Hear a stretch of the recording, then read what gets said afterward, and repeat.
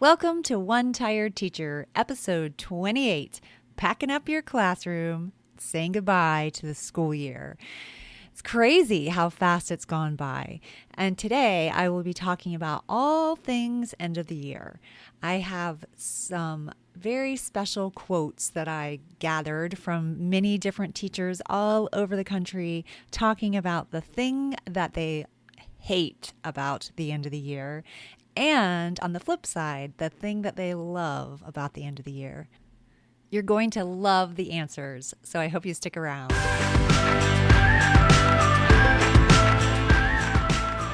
Welcome to One Tired Teacher. And even though she may need a nap, this teacher is ready to wake up and speak her truth about the trials and treasures of teaching. Here she is, wide awake. Wait, she's not asleep right now, is she? She is awake, right? Okay. From Trina Debery Teaching and Learning, your host, Trina Debery. Hey! All right, so today on episode 28, we are going to be talking about all things end of the year. I do want to tell you before we get started that starting June. I'm like, why do I have that January in my head? Obviously not January. Starting in June, on June 3rd, I will be doing Facebook Lives in my on my Facebook page, which is Trina Debery Teaching and Learning. And I will be talking about Makerspace. And I'm hoping each week, it might be every other week, to have a new Makerspace moment in literature available. And I want to do some giveaways on the Facebook Live. So if you are looking for some exciting hands-on activities as well as really tying into some literature standards, then join me on my Facebook Lives on Monday. I will be doing them around 3:30 Eastern Standard Time. And so come check it out. There'll be some more information on the page, Trina Debery Teaching and Learning. I hope you'll join me, and you never know, you might win a new Makerspace moment in literature. I have a whole bunch of really cool titles to do this summer, and I think that's going to make it really fun. So I hope you join me. All right, so let's talk about the end of the year. Oh my goodness, the end of the year. This time it can be so bittersweet. It's like you're packing up, you're saying goodbye, you're finishing up on your final touches of a year where you spent with tiny humans that you love, and that it's time to say goodbye. Now, hopefully you're past the surviving phase and you're really just in a couple more days of thriving. And if you don't know what I mean by that, I actually did a podcast on surviving and thriving the end of the year. And that is episode 24 of One Tired Teacher. So go check it out if you didn't. I'll link to it in the show notes. But I talked a lot about things that you can do to help you get through the end of the year and actually feel like it's a success. So hopefully you got a chance to do some of those things and you're feeling like now you're ready to wrap it up. And it's a hard time sometimes because there's some really great things about it. Things that we don't want to let go of, like the fact that maybe we loved our class this year and we had a chance to connect with 20 or 24 or 30 or however many kids you have, more little humans, and you've had a chance to really make that connection. And so it's hard to say goodbye. And it's also a time to start thinking about the new year. You're already thinking about the new year. As you're putting things away, you're thinking about what you're going to be getting back out in a couple of months, and you're going to do it all over again. And so I went ahead and I posted on a couple of Facebook groups that I'm in. And I wanted to know what you guys think and what you think is the greatest. What do you hate the most about the end of the year, and what do you love the most about the end of the year? Because like I said, it can be a really tricky time of year. It's for me, it was always an up and down roller coaster of emotions. I would be some years I would be really upset and I would be really sad to see my kids go. And I would think, oh my goodness, this was the best class. How's anyone ever going to top this class? And then I'd have another great class. But some years I would be like, oh my goodness, I'm ready to send you off. You're now acting like little brothers and sisters. You're not, you've got that bickering going on, and I'm ready to send you on to third grade. That is happened a lot. But actually, that's not true. Mostly it was me being sad about the kids leaving. And I think almost every single year I cried, even after 19 years of teaching, I still cried, or 20 years of teaching, I still cried when I said goodbye to them because it was really hard. And even my last year when I was in the media center and I didn't necessarily have a class that I could call my own, I had so many kids that had totally changed me, changed my perspective on lots of things. And I had made this connection with this group of fifth graders that I adored. So it was really hard to say goodbye to them. And knowing that I wasn't getting a class or classes the next year, it was rough. And actually somebody wrote that in one of their comments. And that I actually want to share some things that teachers said from all over the place, all over the country, maybe even other countries. They responded to that post, and I want to share some of the things that they said because I think it's kind of cool. I think it's also cool to see how people have such different feelings about the beginning and the end of the year. Like, I think that's really interesting. So one of the groups that I'm in, it's run by two teachers, or one of them I think is still in the classroom and the other one is not, but they do a ton of professional development for teachers. They're excellent. And that's Primary Collaborative Group. If you are a primary teacher, they are fantastic and they have like so much information. And I'm also going to have Dee Dee Wills on the show next week. So pay close attention to episode 29 because we have a special guest and she's going to be talking all about building communities with on Facebook with teachers. And it's just, love her. So anyway, so a sneak peek. So go check out their group and you might want to even join it because it's just filled with information, and you have Dee Dee and her partner on the group, which is Deanna Jump, and they run a really good community. I like to stay in these groups. I know that most of you know that I'm not in the classroom right now. Actually, I am still teaching. I recently started teaching Chinese kids English, and I'm sure you've heard of that company that does that. And I really was missing some of those little people's responses to things, and I was missing the kid part of it. And I'm like, okay, I think I'm going to do this for a little while, and like remember what it feels like for where the kids like face lights up when you arrive. So I've been doing that for just a little bit of time, and it's been so fun. Anyway, so I stay in these groups because I love to have that connection with teachers. And I think it's important when you're still creating materials in education or for teachers. I think it's important to stay close and connected to other teachers. And that was like one of the highlights, besides the kids. That was one of the highlights of my jobs, was being able to help and basically offer something to other teachers. And I had a lot of people that would come in and out of my room constantly. I used to joke about I had two doors, and it felt like a revolving door. Like it was like come in on one door, go out the other door, and it felt like it was constant.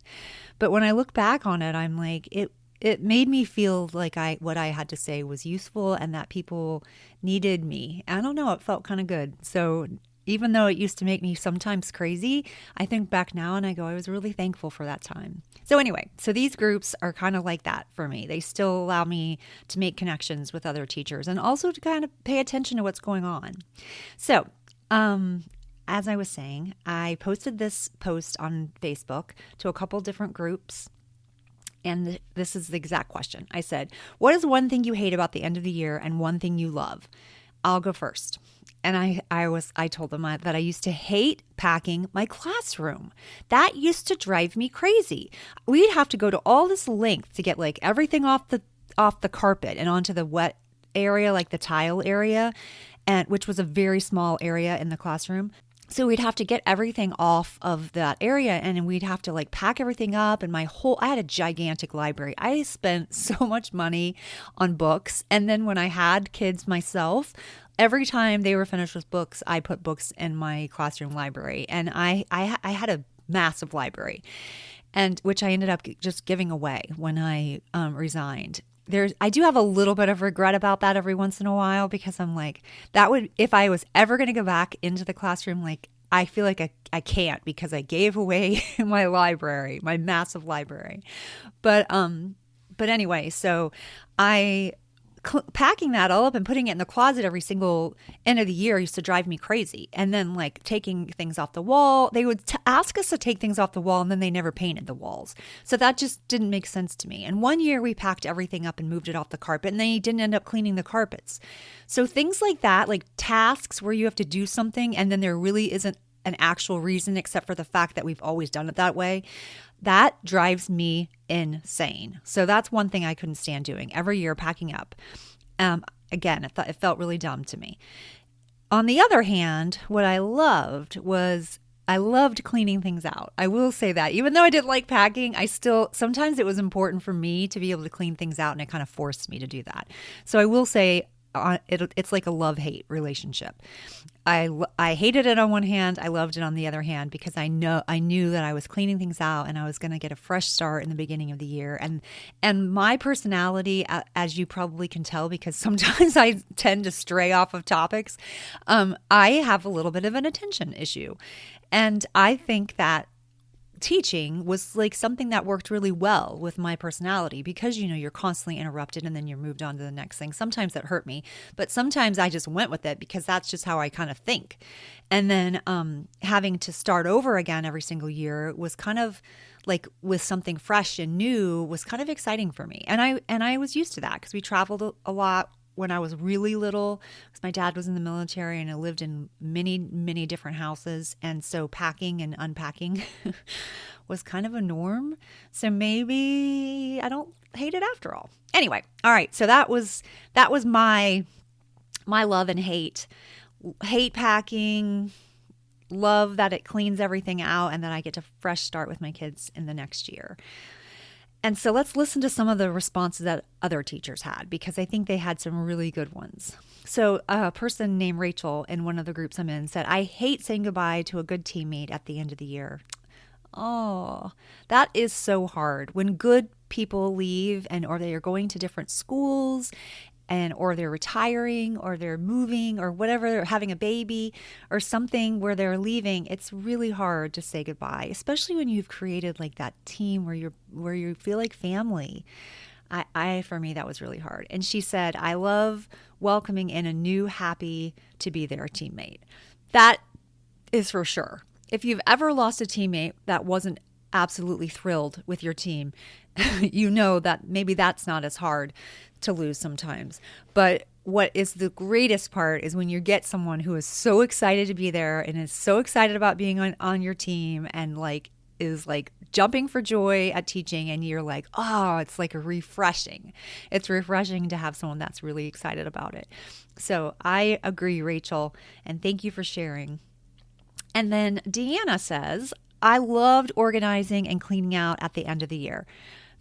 And see, she looks at it as organizing and cleaning out and not packing up. So that's a really smart way of looking at it. And she says, for the beginning of the year, my favorite thing has always been seeing their first day writing samples and being giddy with excitement, knowing how much they would grow in their writing ability in just a few short weeks.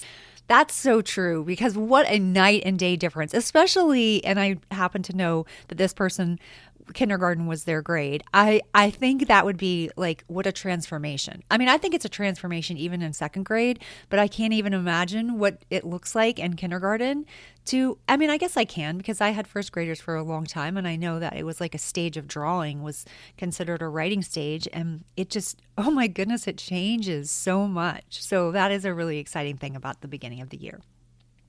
And then from another group, Elena, I don't know if it's Elena or Elena, but she says, what I love most about the end of the year is the excitement that my kiddos have just thinking about almost being a first grader. Oh, that's so cute. The thing I'm not enjoying this year is that this is my last year teaching and I won't get to see the light bulb moments, the thrill of the new school year, and the nurturing of little minds. Sigh. I'm ready to retire, but these things keep running through my mind, making me very melancholy. Oh, I think first of all, that's beautiful.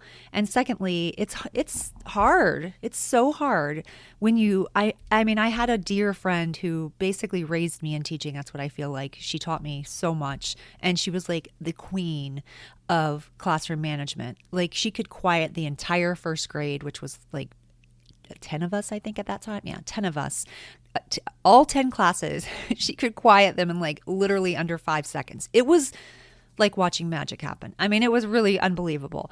But she had a really hard time. Like, she had a hard time when it was time to retire, and it actually took a while afterwards for her to feel like she kind of could get her bearings. And so I responded to this person's feed or her post or her reply, because I wanted her to remember that you have to kind of grieve. You have to allow yourself to grieve, because I do feel like it's a grieving process when you leave the classroom. I mean, I felt that way as I, retired, whatever you want to call it. It took like almost a year for me to like get over it. Like a year being able to, I don't know, it just move past it, because I think that so much, and I know this is a mistake, but like when you tie your identity to what you do, like I always tied it to being a teacher, so proud of being a teacher, and I am a teacher, and teaching, like it's something that feels natural to me, like breathing. And so when I no longer was a teacher, which is crazy because I think you are always, but I think it was something that I struggled with, like almost like, who am I? And maybe that's just something I went through, but I do feel like when you leave, I don't think it's just something I went through, because I've spoken to several people that have retired, and they say that it takes a little bit of time. And I think you have to kind of allow yourself to have that time. And then I think you enjoy what the future looks like and what your present day to day. So that's just some little advice on that. But I know many of you are not to retirement. So it's just something to keep in mind if you are. All right, so let's listen to a few more comments. So I had Alexis say, I used to hate all the paperwork. Oh my goodness, the paperwork. She's so right. It's like massive. We filled out the same thing over and over in 10 places. It's like, then it sat somewhere on a shelf, which is so true. Like you feel like you fill out the same thing over and over again, only to have it collected, and then nobody really does anything with it. So it's kind of like, it felt like it was for nothing. And I swear, I think teachers are such rule followers, and we have to do exactly what we're told to do. And then even when there's like no reason for it. And then she says, I loved the last day when we laughed and reflected on the year. It made it all so worth it. And it always surprised me the things the kids remembered, or the things that made the most impact. Yeah, I love that. I think that's so fun. It's like you reminisce with your kids before they go, and I think that's such a fun part. So Kelly says, I hate packing my room. I love getting a new class at the beginning of the next year. Totally got you, Kelly. Totally agree. Wendy says, I hate knowing I have great books I did not have time to read to my class.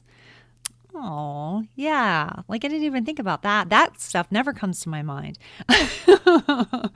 So that's not true. Like when you're packing things up and you're like, oh my goodness, I didn't read this. You didn't hear this one or this one or this one or this one. Yeah, that's true. Okay, take that back. And she says, I love that I'm sending my students home with a huge notebook full of their writings, pictures, and projects from the whole year. Yeah, and knowing exactly who this person is as well, because my son had her in second grade, it is like a treasure when it comes home. It's like, I feel like it was bound. Like she might have had them bound. I don't know. I remember it being pretty fancy and like feeling like it was so cool to have this scrapbook basically of the whole year. It was really cool. Andrea says, I hated all the end of the year paperwork. There we go. Another one with the paperwork. Ugh. Some of it seemed so pointless and redundant. I also didn't like how the last few days felt, kind of like we were all just waiting for it to end. Sometimes it felt like we were just filling time being out of our normal routine. Yeah, I agree. That's one of the reasons why I love doing those end of the year like themed weeks, because it doesn't feel like that. It doesn't feel like I'm just waiting for it to end. It feels like we got to this celebration almost. We're still learning, we're still doing things, and now we're enjoying each other at the same time. So that's why I like those. I'm going to link to that again because I think those are really impactful. And then she says, I loved cleaning out though and packing to a degree. I'm kind of a neat freak, so that works for me. It makes me feel centered and like I know something new will happen soon. And honestly, by then, I was always ready for summer break. The thought of sleeping in, going on vacations, spending more time with my own kids was a great part of what I loved about the year ending. That's so true. That is another beautiful thing about teaching and the end of the year. It's like you get to focus on, because I think you get to focus on your role as a mom if you're a mom, or as a friend, or as a wife, or as a partner. I just think that you have the opportunity to like really focus on those roles because you kind of put them aside sometimes, especially at the end of the year. Like I think I definitely wrote that in the Survive and Thrive blog that I'll link to, and I also said it in the podcast, that you trade some time, and even with your spouse, like you ask them to do all the work for like 2 weeks in a trade. So now you're if you traded, then your time's up, and you and you're gonna have to give back. But I think it's also a good time to like really get to be that side of you where you kind of put things on hold, and now you have the opportunity to really dive deep and lean into those roles that are so important, like mom and spouse and I don't know, friend, daughter, all those things that you couldn't do very well when you were trying to balance everything and a classroom. So that was a lot, and I really appreciated all the people that responded because it was fun to read people's opinions. Like I hated packing, and other people, that was something they loved. I think that's funny. It's just we're so different. We're all different, just like the kids. We're all different, and I think that's the beautiful part. Well, we're wrapping up this year, and we will soon be talking about some fun kinds of things, and then like building communities with teachers. I told you I have a special guest next week. I'm very excited about that. I recently finished another interview with someone who talks about integrating play and music into the curriculum, and that ends up being such a fun conversation that I had with her. So I can't wait for you to hear that one as well. So we'll be doing some like PD kinds of episodes for the next several months, and there will be a break in between where we kind of will move on to a new season and a new year. All right. So hopefully you got some fun ideas for the end or the beginning, or you at least are like, yeah, I totally get it. I know what she's talking about. If you have more to add, I'd love to hear from you. So leave a comment, or if you're feeling it, rate, review, and subscribe to the show so you don't miss an episode. I hope that you have a great summer, and I will talk to you soon. This one tired teacher is ready for a long summer's nap. Until next time, sweet dreams and sleep tight.